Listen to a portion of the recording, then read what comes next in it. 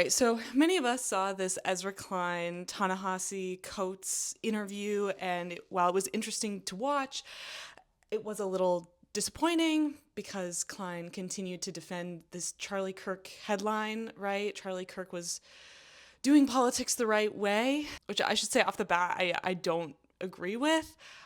Kirk was exercising his free speech and he wasn't actively threatening or physically harming people. But like that in itself is not doing politics in a very admirable way. He spoke about wanting to like repeal the Civil Rights Act of 1965 and like trying to get women to be in the home and all that. These are very illiberal ideas. And his debates have not been so open as we have been like told in the wake of his passing.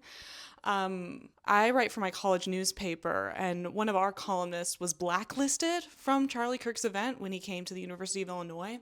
Okay, so this thing about him being like a free speech warrior, sure.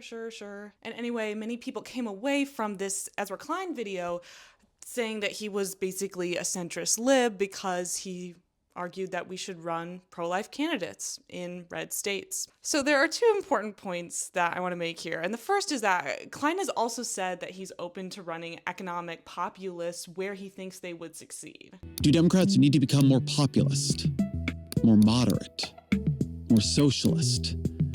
Do they need to embrace the abundance agenda? Do they need to produce more vertical video?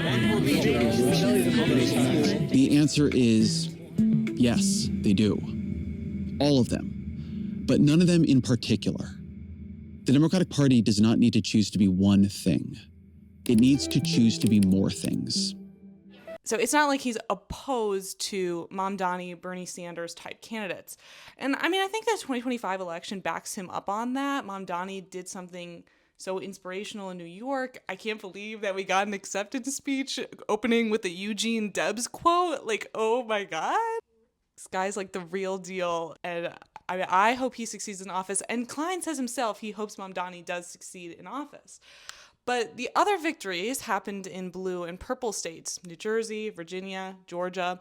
These candidates were more traditional Democrats with a new emphasis on affordability that has re-enlivened the Democratic coalition.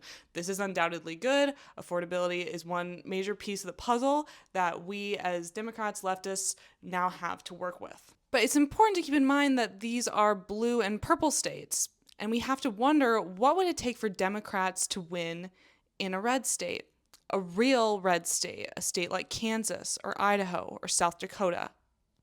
So my second point is about this. Klein has another theory and people attacked him severely for it, but I want to present a test case to you today that I think is really important.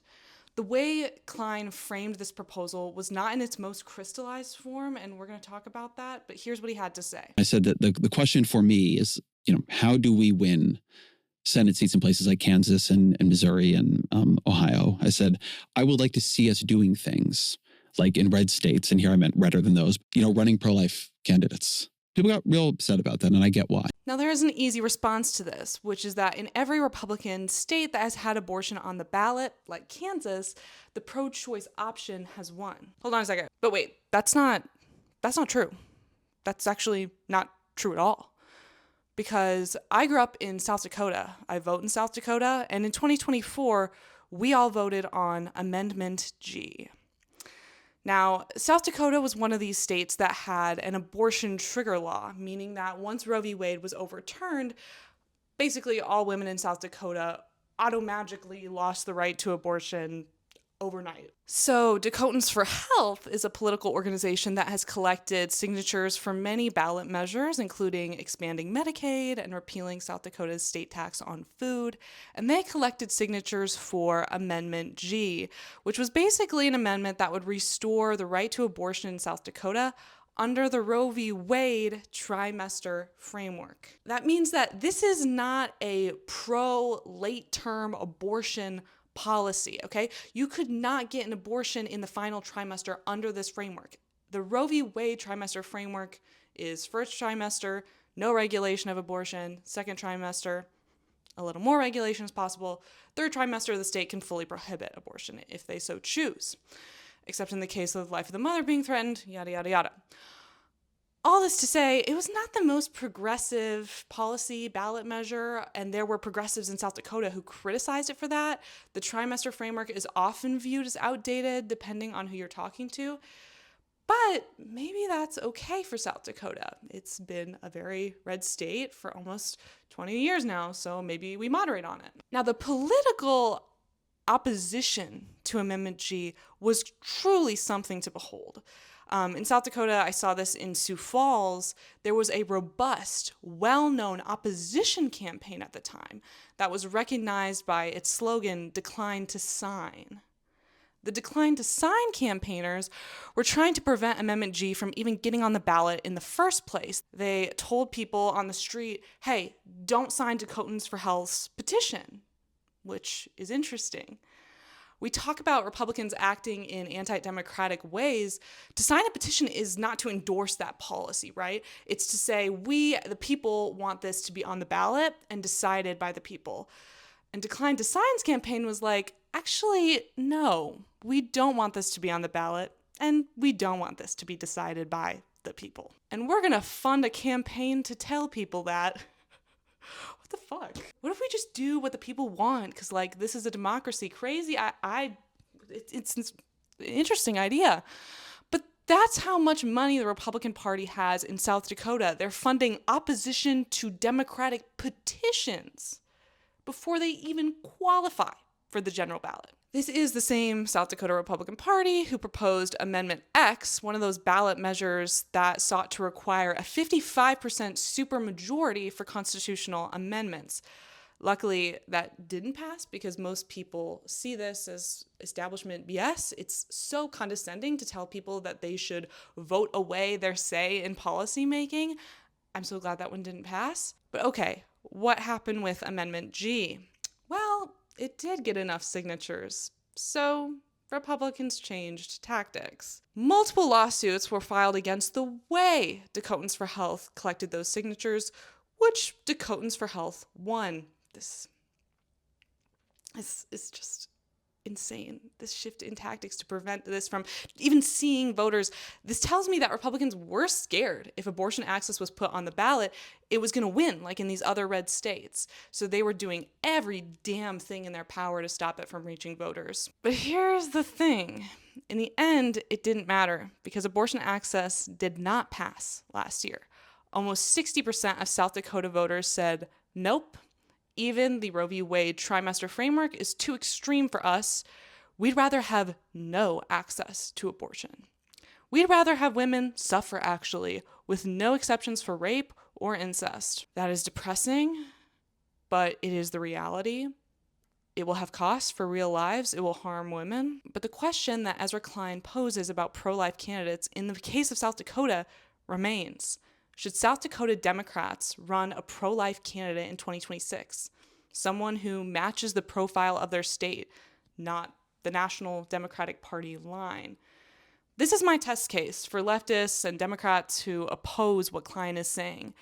It is simply the case that the majority of South Dakotans are pro-life. But South Dakotans don't always vote straight ticket for Republican causes. Notably, in 2022, South Dakota voters supported Medicaid expansion. They then voted for work requirements on that expansion in 2024, so, okay. But at one point, we voted for medical marijuana and recreational marijuana, and the recreational marijuana measure went to court and lost based on a legal technicality. It violated the single subject rule for constitutional amendments. I just want to express this is the power that Republicans have in mega red states. They won't let any Democratic wins hold ever and will just overpower them with bureaucracy and money and organization. And it gets to the point of like, this is corrupt behavior. This is anti-democratic behavior. And it goes to show where the power is so intensely concentrated that you live in essentially a one-party state. Maybe a South Dakota Democratic candidate could say that more forcefully and that would help them be electable. I don't know.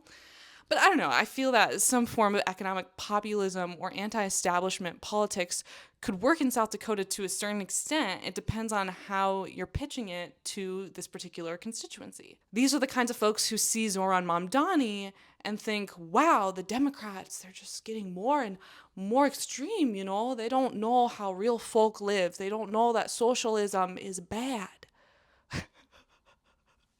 Mamdani, you know, he's not even from America. Whatever these people are saying, okay? And so, what would it be like if South Dakota Democrats ran a pro life, anti establishment candidate?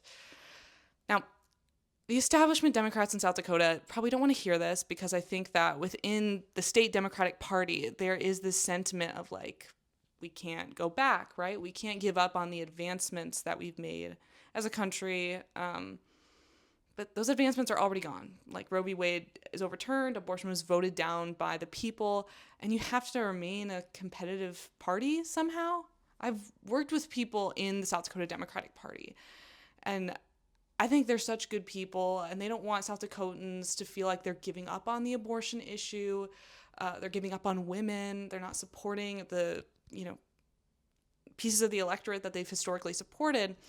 But unfortunately, I think that in a red state, your Democratic Party needs to have a bigger tent, or else we'll just continue to lose. And that tent could include more conservative positions and more leftist anti-establishment positions. And that's where I think that Klein is making an important point. It's not to moderate on every issue, it's to reconceptualize what our stock of issues looks like, to mix and match issues, to play with what's going on the ground in your locality. Farmers in South Dakota are getting hit hard by tariffs. Maybe Democrats could run on that. We had this whole pipeline debacle about eminent domain in South Dakota. How can Democrats position themselves on that? This is in a South Dakota context, right? And that's how it should be. We've had a nationalization of state politics that has made Democrats sound more and more tone deaf in their localities. The South Dakota Democrats, I think to most people in the state, have little distinction between them and the national party, and that's a problem. I don't agree with everything that Klein says. I don't even agree with the example he gave about Kansas because Kansas voted for abortion access, right? So maybe this approach wouldn't even work in Kansas. Kansas needs to focus on what works for Kansas, and it seems like the voters there are more pro-choice than we had previously thought. So that's not the issue to moderate on. But there has to be other issues that Democrats can expand into in a state like Kansas. I think Klein's fundamental point is right. It's not about shifting left or shifting to the center. It's about each state party being invested in creating a coalition that fits their constituency. You can challenge voters a little on some issues, but you can't challenge them on all issues. At the same time, you need to challenge the establishment on some issues, but you can't challenge them on all issues. We live in a political era of radical openness, and for many of us, there is an excitement to that. Someone like Bernie probably sees Mamdani's success as this window of opportunity for his once marginalized views to gain mainstream appeal. That's real, and that should be celebrated and replicated where it is successful. But political realignment requires more than just following Bernie's lead. It requires us to reimagine many things about politics and society. My last video was about these issues with young men that they're having compared to girls, right? These lower high school and college graduation rates, more mental health problems, difficulty accessing employment. We need to reconceptualize our politics to acknowledge that reality. And that might seem to rub against feminism, but I think that we're holding on to kind of old second wave feminist ethics that's not helping us in these times, in these turbulent times, to really get a sense of what is the lay of the land. I think that all of us would do well with more political humility and considering more options for what the future looks like. That requires establishment Democratic strategists and the far left to support different approaches that will, on the whole, still support our values, but allow for a bigger tent to succeed. The Democratic Party national platform should always be pro-choice, okay? Don't get it twisted. But that doesn't mean every Democrat that runs or every state party will fit into every aspect of that national platform. Susan Collins is a liberal Republican, and I tell you what, it hasn't harmed the Republican Party one bit, has it? on the contrary. So right now, the Republican Senate Majority Leader is South Dakota Senator John Thune. But not too many decades ago, Tom Daschle was from South Dakota, and he was the Democratic Senate Majority Leader. That seems impossible now. So I think Klein is right to ask the question, how do we make that possible again? How do we bring back states that we have lost over and over and over again? I think this process requires humility, imagination, and knowing the people, really knowing the people that you serve.